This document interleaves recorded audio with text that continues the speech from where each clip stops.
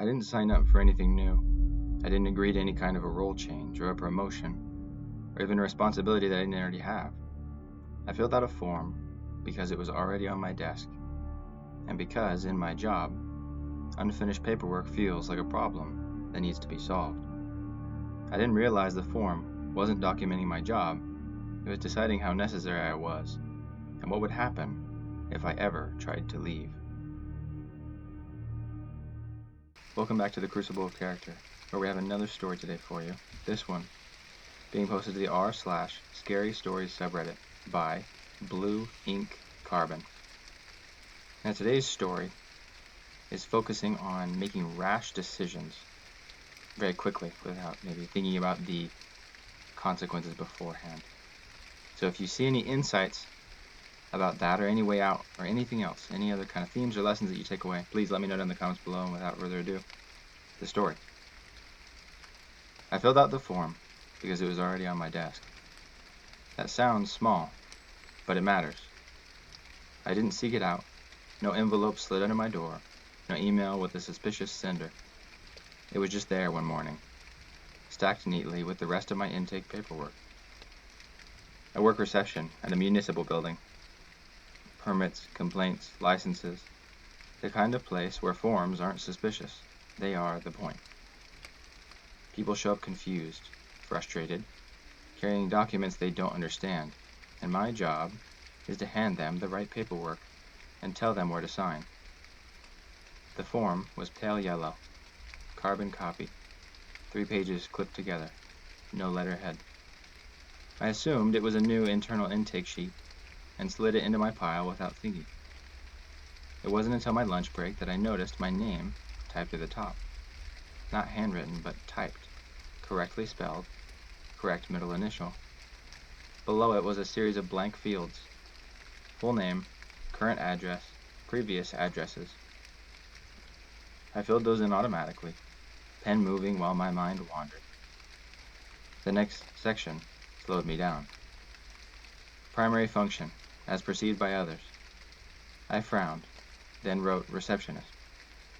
The pen hesitated for just a fraction of a second before continuing, as if the paper resisted the answer. The following line appeared darker than the others, the text slightly indented. Primary function, actual. I laughed quietly and wrote, unsure. That answer went through cleanly. The questions continued like that, ordinary on the surface, but seemingly wrong underneath. Who relies on you? Who do you rely on? If removed, what would fail first? I told myself it was some poorly designed psychological survey, a consultant's idea of efficiency. I answered loosely, vaguely, trying not to give it more weight than it deserved. Then, I reached the final page. There were no questions, just statements, short and declarative. I acknowledge that my role is necessary. I acknowledge that necessity implies obligation. I acknowledge that obligation may persist beyond awareness.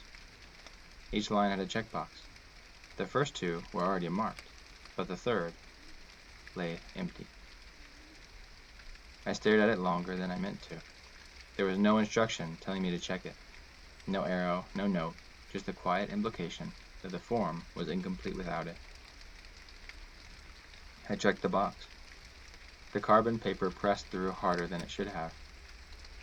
That afternoon passed normally. I clocked out, went home, made dinner, slept. The changes began the next day. People stopped asking me questions. I didn't know how to answer. Lines moved faster. Errors resolved themselves before they even reached my desk. I felt efficient and necessary. I also noticed I couldn't leave my desk unattended without discomfort. Not anxiety, but pressure, like something subtly tightening until I returned to my seat. I tested it by taking an extended bathroom break. Halfway down the hallway, my phone buzzed. Position vacant. Return required. I laughed it off, assuming it was some automated scheduling glitch. But when I reached the bathroom, the lights flickered and went out. They came back on the moment I turned around. I stopped taking long breaks after that. Over the following weeks, my responsibilities expanded without discussion. I handled tasks no one had trained me for, using knowledge I didn't remember learning. I corrected mistakes before they even happened, directed people to offices that hadn't existed the day before.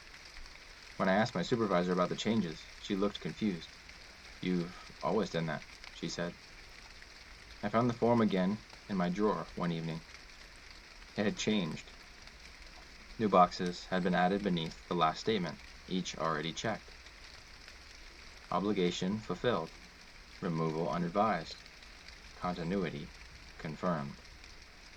I tried to throw it away. The trash bag split open in the parking lot, papers spilling everywhere, receipts, flyers, junk mail.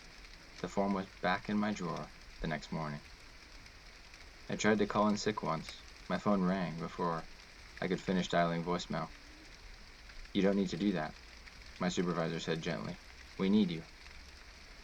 The word need felt heavier than it should have.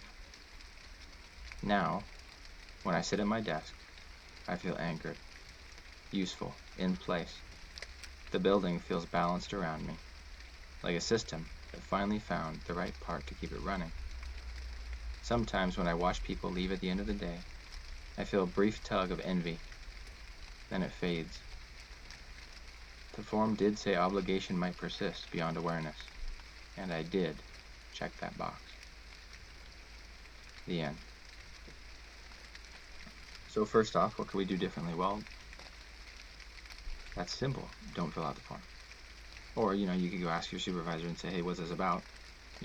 You could ask any number of questions to see what's going on first. I think too often in our lives we're so quick to jump into things before we even know what's going on. We just accept that somebody knows better and we need to do things that we're told, and that's that. But I think there's definitely, although it's kind of smart alecky to question everything, I think on the other side of that coin, it can protect you a lot of the time. If you ask, well, what's actually in this before you sign a waiver next time, or what is this actually protecting you from, or anything else you might sign absent-mindedly, you'd be amazed at how many times the people who you need to sign something for get all flustered thinking that they pulled the wool over you. Now, I'm not saying all waivers are bad and all contracts are bad, but what I am saying is we get so normalized with just clicking the "I accept the terms and conditions" and you move on that you don't even realize that they can hide things in there. But because you're so programmed to just skip through the 50 pages and hit accept, you missed it. Something that I think is kind of crazy is I read recently that Apple, in one of the newer iOS updates that they dropped, did a terms and conditions that you had to accept, and I know that when I get those on my Apple phone, I don't read them. But something I read was that in that last terms and conditions box that we had to all check, basically what we did was we accepted that all of our photos and videos would be used to train an AI model for Apple. And although it couldn't necessarily use our photos publicly, it would be given the data of all of the photos and videos to train this model on how to make realistic looking people and videos and audios. That's something that I bet you if most people understood was in there, they wouldn't agree to. Now, I'm not going to say my preference on that or my opinion on that, but if you knew that was in there, if you knew things like that could be in those things, would you absent-mindedly agree to them? Probably not. So one, taking a minute to understand what you're doing. Try not to go in the flow of these simple little decisions that aren't really simple and little. I think too often we're in the flow state of our lives and we just kind of get going and get going and get going, and we really only wake up and snap out of it when it's time to make a big choice. But the little choices need our attention too. The little choices need us to wake up. The little choices need our effort. Otherwise, we'll end up in a hole and you got to dig yourself out. Or you end up with all your photos being used for an AI model that you don't really like. Now, there's so many lessons that we can take from this story. One being of understand your value. Don't try and fit to what other people need. Try and appreciate what you have and who you are, and try and find people to be around in a job and a spouse and friends that appreciate you, and you don't have to change for them or to change to be necessary. We all are truly a puzzle piece, I believe, in our personalities and in our lives. And we each fill a different role. And it's okay if you meet people who are great people, who you want to be around, that you just don't click with, that you just don't match together with. That's fine. There's nothing wrong with you and there's nothing wrong with them, and neither of you need to change. You just need to understand that you're different. Now, I'm not saying you should just be a jerk to all the people. I'm just saying sometimes there's people that come into our lives and they're great people and then they go. And that's okay. Sometimes great opportunities come into our lives, like a job or schooling or anything else. And if it just doesn't work, it just doesn't work. But I think too often in our lives, we're quick to check those boxes, but as well, kind of change our shape and change our form and change the way we think and change the way we do things just to accommodate other people. And although obviously each job kind of has you do specific tasks differently, that doesn't mean you need to change your personality or who you are to be a part of it. Now, with all that, I think we definitely have a lot to digest, a lot to think about.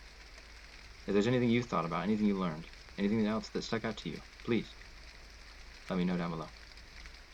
And with all that, once again, I'm Cece. This has been the Crucible of Character. I appreciate you all so much. Appreciate the recent support that my videos have gotten. And I would just like to take a minute to ask you to think about subscribing. Please, it means the whole world to me. I'm really trying to make something of this channel, and I'd appreciate your help in hitting the goals that I'm trying to make. Soon I want to launch a Discord and a subreddit, and even start live streaming me reading the stories as well. I want to grow this into something that we can all be a part of, and if that sounds like something you want to be a part of, please just know I do have big plans in the works, and if you want to see them, make sure to subscribe, like, comment your thoughts down below. And with all that, I'll see you tomorrow.